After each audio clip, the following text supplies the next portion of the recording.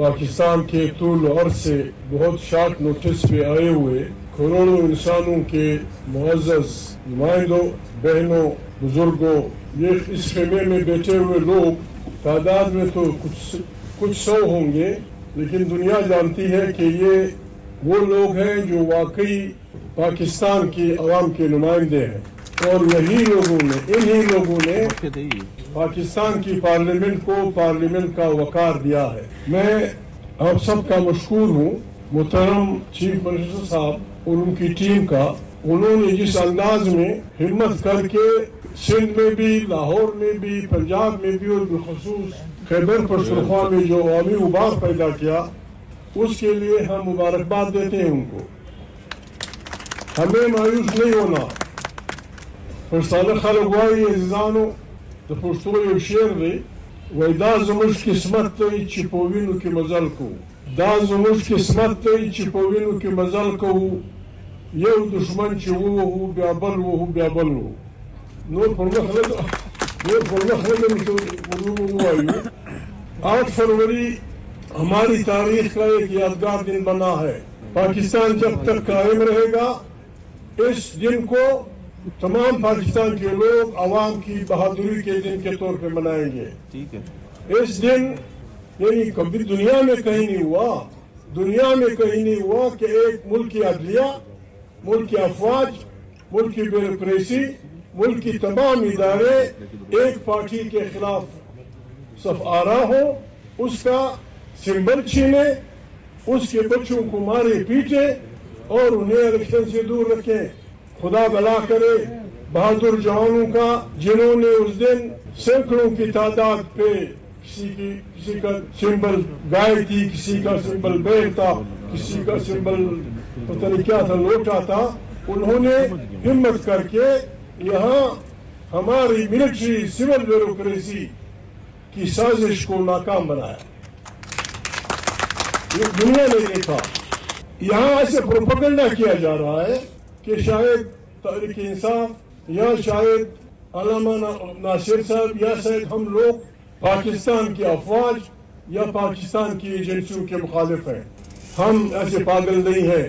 दुनिया में कोई मुल्क एजेंसियों के बगैर नहीं चल सकता, दुनिया में कोई मुल्क अफवाज के बगैर नहीं चल सकता। लेकिन जब से पाकिस्तान बना है, माफी चाहता हूँ, मैं कभी कभी गलत बात कर जाता हूँ, लोग इसे गलत कहते हैं।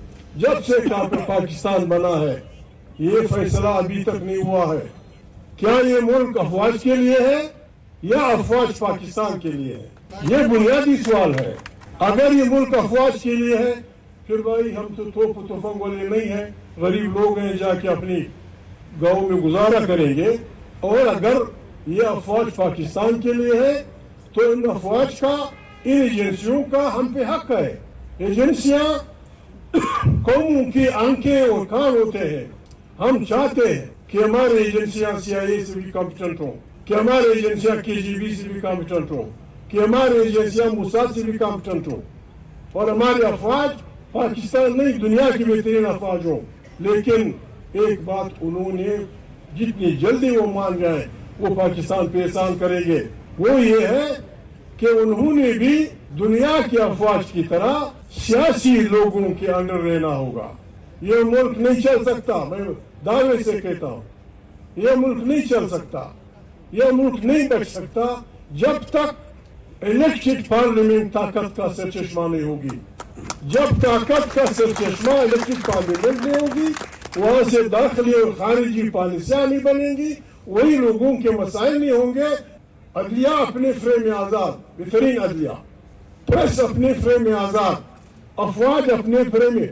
उन्होंने हल्फ कसम होता है, हल्फ कुरान होता है, हल्फ वादा होता है इंसान और खुदा के दरमियान, इंसान और इंसानों के दरमियान। सिपाही से लेकर जर्नल तक उनका हल्फ ये है कि मैंने सियासत में हिस्सा नहीं लेना। अभी आप जाने वो सियासत में हिस्सा ले रहे या नहीं ले रहे। जब तक वो अपने हल्फ का वो नहीं रखेंगे, पाकिस्तान मुश्किल से दो चार होगा।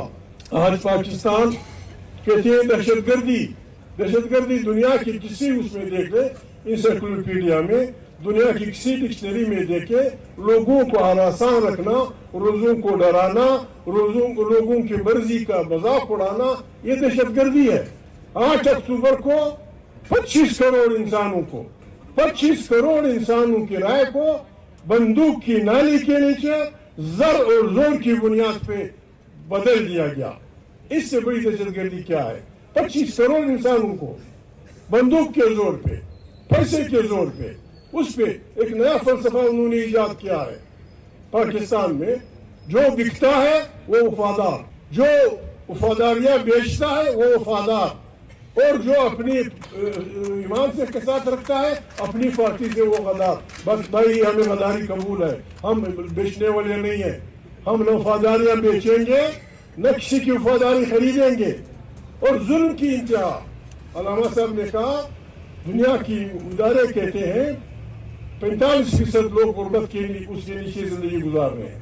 यहाँ कहते हैं पाकिस्तान मकरूज है, पाकिस्तान मुश्किल में है। लेकिन सिर्फ एक चिक का निशान, ये बस एक चिक का निशान जो ज़मीर फिरोश लगाता है उसको 90 करोड़ रुपए दिया जाता है। 90 करोड़ से खैबर पख्तूनख्वा के, बलूचिस्तान के, पंजाब के, सिंध के, सरायकीबल के कई जिले कई महीने रोटी खा सकते हैं।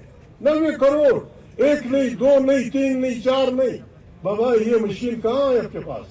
प्रिंटिंग मशीन कि वफादारियां बेचने वालों को तुम 90 करोड़ रुपए देते हो, और जो वफादारियां नहीं बेचते उनके साथ जो रवैया है, माफी चाहता हूँ, या मेरी बहनें बैठी हैं या हमारे बच्चे बैठे हैं।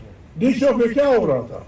आइन इजाजत देता है कि आपके खिलाफ जुल्म हो, आप पार्टी बना सकते हैं, आप जलसा कर सकते हैं, जुलूस निकाल सकते हैं, अपनी राय का इजहार कर सकते हैं।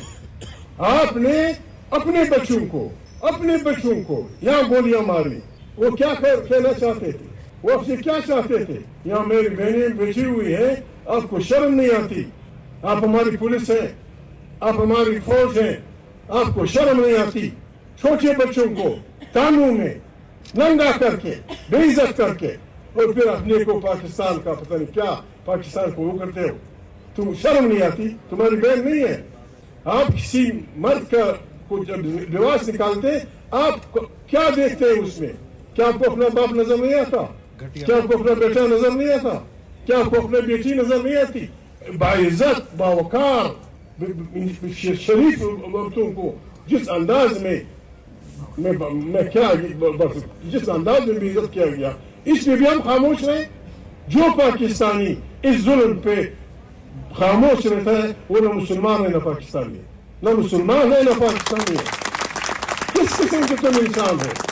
छोटे छोटे बच्चों को गोलियां मारी जाती हैं, बाइज्जत औरतों को घरों में बेइज्जत किया जाता है, थानों में उनको।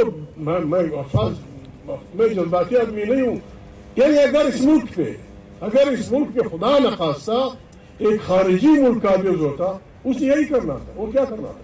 अगर खारिजी मुल्क होता, खारिजी अफवाज होती, उन्होंने हमें कब्जा किया होता तो यही करता हमारे साथ। वो क्या करता? क्या कभी अपने देखा है? इमरान खान जेल में है, दुनिया का कानून है, दुनिया का बदतरीन कातिल। अगर उसने सैकड़ों हजारों लोगों को मार दिया हो, अगर उसने सैकड़ों बैंकों को लूटा हो, अगर वो बहुत बड़ा वो हो, उसकी मुलाकात की पाबंदी नहीं है दुनिया में कहीं भी। एक आदमी जिसको अपने वज़ीर आज़म बनाया, वो जो करोड़ों इंसानों का नुमाइंदा है, उसे पाबंदी लगाते हैं।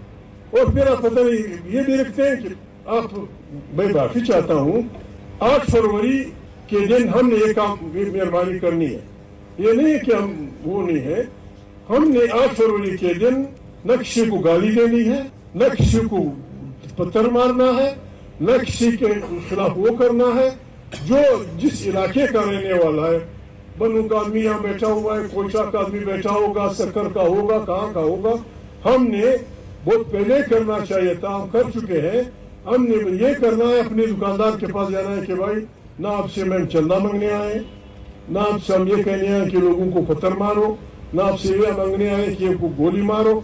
ये फिस्ताई हुकूमत जो हमारी माँ बहनों को बेइज्जती कर रही है, جس نے ایک جیتی ہوئی پارلیمنٹ کو قبضہ کیا ہے اور 2 نمبر کے لوگوں کو وہ کیا ہوا ہے، اس دن ہمارے ساتھ ایک مہربانی کریں، دکان بند کریں، ٹیکسی بند رکھیں، پہیا جام کریں. لوگ تنگ ہیں، دیہڑی دار مزدور تنگ ہے، غریب اس کو وہ نہیں مل رہی، زمیندار تنگ ہے، کاروباری وہ معاملہ خیبر سے لے کر چمن تک پشتونخوا وطن کے لوگوں کے رزق کے اس پہ قبضہ کیا گیا. ہزاروں لوگ روزانہ خیبر کے راستے، ہزاروں لوگ چمن کے راستے ساتھ کندار یا جلال آباد تک جاتے تھے. لاکھوں انسانوں کی پرورش ہوتی تھی، آپ نے اسے پابندی لگا دی.